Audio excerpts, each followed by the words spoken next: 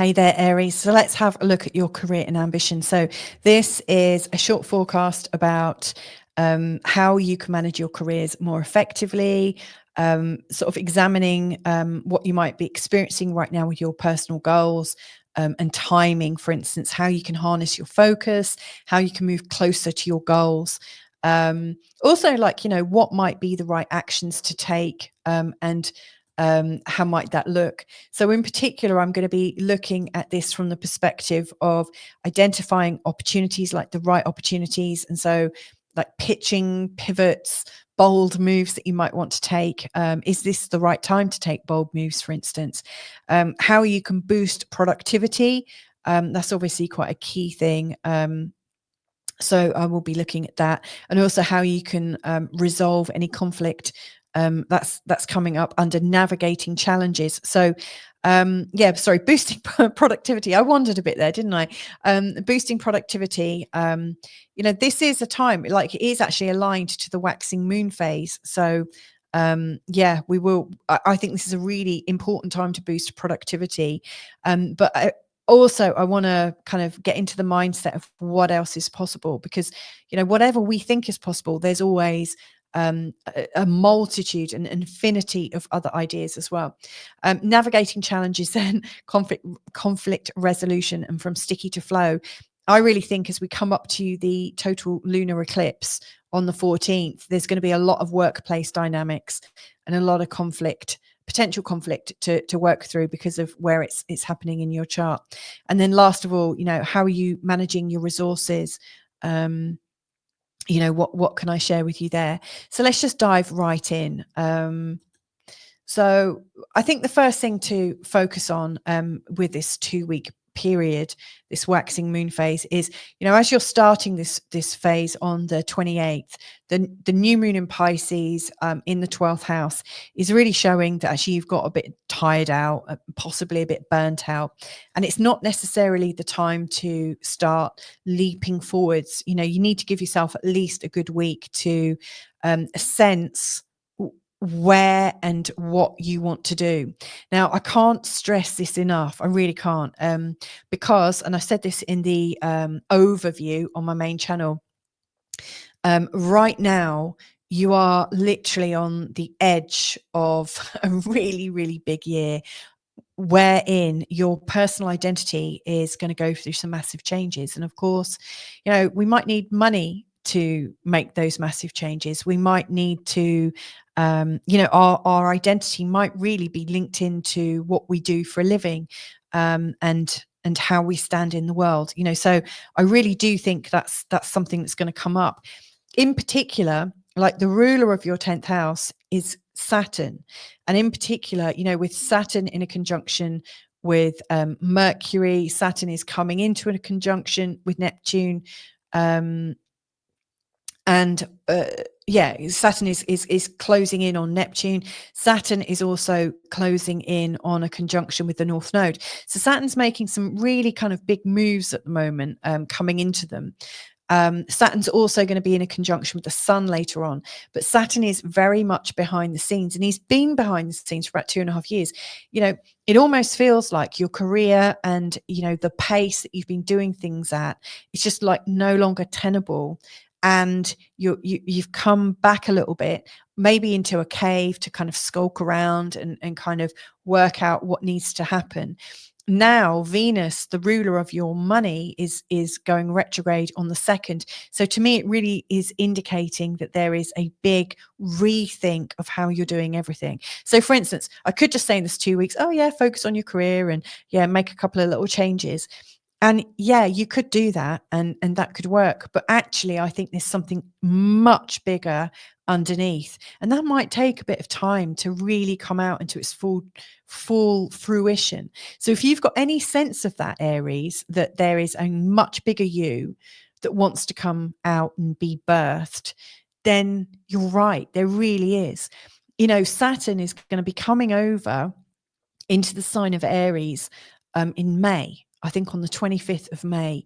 So when Saturn, and he's going to be there for a while, and then he is going to go back into Pisces, and then he comes back again in early 2026 into Aries. And so I think you're going through a really big transformation right now. So yeah, in terms of this 2 weeks ahead, and the fact that this new moon that's starting these 2 weeks ahead is in Pisces, in this secret, private part of your chart, I really think in terms of your career and ambitions, it's time to think, when was the last time I was truly happy in my career? And I'm asking these retrospective questions because Venus is retrograde or going retrograde on the 2nd. So like, when was I last really happy? When was I last really flying high? I.e., like, when was the last time people were noticing me? And when were people complimenting me and saying, oh my God, you're going far, and this, that, and the other. And when did I really love the money that I was earning? Because it's really easy to get jaded and think, oh, I don't earn enough, or blah, blah, blah, blah, blah. But there might have been a time early on in your career when what you earned just felt amazing. Now, I'm not saying that that's what you should earn, because I know I felt really rich when I was 18 in my first job. I just felt like the world was my oyster. I don't want to go back to my earnings back then, but the sense of freedom that you had, that sense of possibility, what I think is needed right now is to try and cultivate that energy that you had when you last felt like you were flying high, when money wasn't an issue, when you felt appreciated and you appreciated life. These are key, because if you can connect into that energy, you might notice that there were some things that you were doing back then that you're not doing now. And you might ask yourself, why? Is there a specific reason? Is there a way that some of that stuff from the past can come back into your now and into your future? Just because it is in the past, like that tendency, that personality trait, doesn't mean to say it needs to stay in the past. And that's what Venus retrograde is going to do. By the way, when Venus is retrograde, it's quite a good time to sell things. Not necessarily a good time to buy, because we tend to overinflate overinflate the meaning and the value of things. But if we're selling something, other people might really connect into the value of what you're selling. So you could sell quite high, just FYI.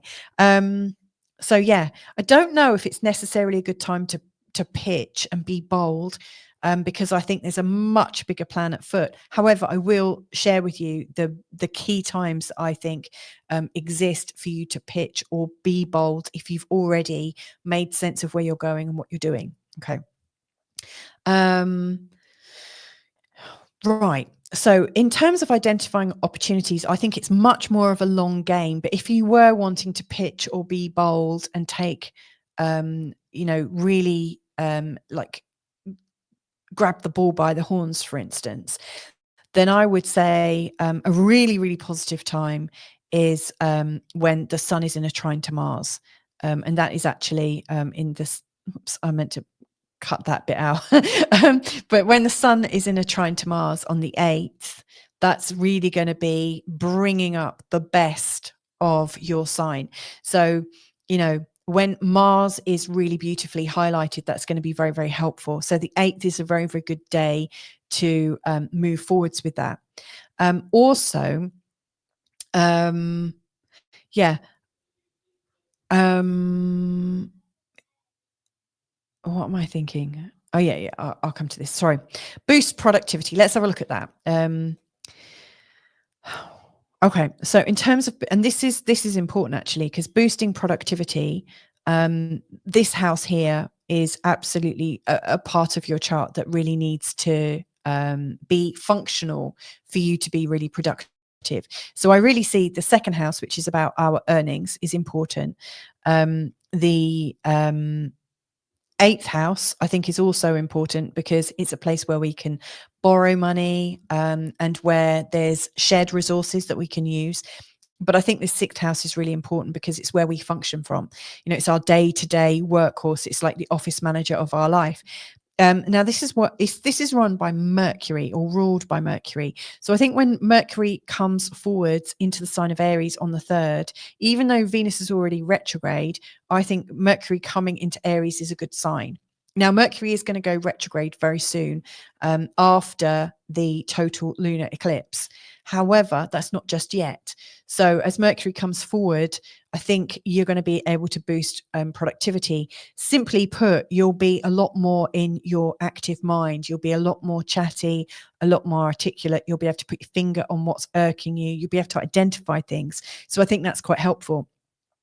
And you'll probably be really kind of pushing from your personality. Now, so that's helpful. However, with Venus, the ruler of your second, going retrograde, again, it still feels like you're trying to reassert what your value is and trying to work that out.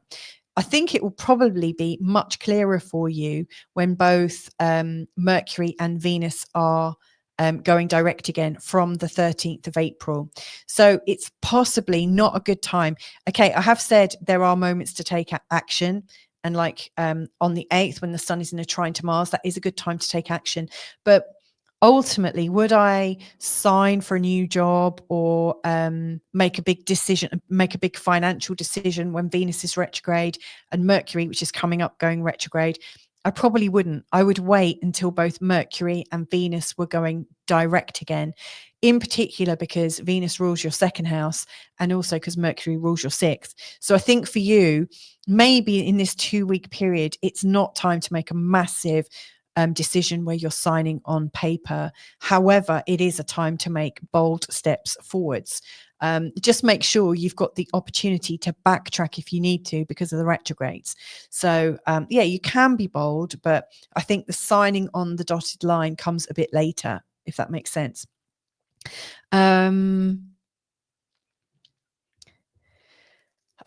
Also Mars has just come out of being retrograde and he's going direct again. This is going to be really helpful because it feels like things that you've been resisting on at home and where there's been confusions with your family, feels like things are moving forwards again. Mars going forwards is also helpful because he also rules your 8th house, which has to do with loans and other shared resources that you might have with your family, but you might be able to get some support from banks or government institutions and things. So again, as Mars is moving forwards again, I think the opportunities are looking good. So again, I wouldn't sign on the dotted line for anything just yet. I'd probably wait until April to do that. However, with Mars moving forwards, it's a great time to do all the research, all the donkey work, the leg work, find out what you need to know to get it done, so that you can slide into things. I mean, if you really do want to move forwards and you can't wait until both Venus and Mercury are going direct again, I think, know that the risks of Mercury retrograde and Venus retrograde can create some confusion with logistic things, in particular Mercury retrograde, like you sign or you go to the appointment at the wrong time and this, that, and the other. There's often delays, but it's not necessarily fatal.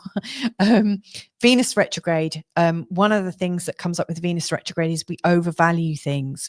And so if you are signing on something that has to do with evaluation, like later on, you might have kind of buyer's remorse. Again, that's another reason why I'd wait. But, if you're aware of that and you're fine with those risks, then again, like with Mars moving forwards, the sun coming into a trine with Mars, that seems kind of cool.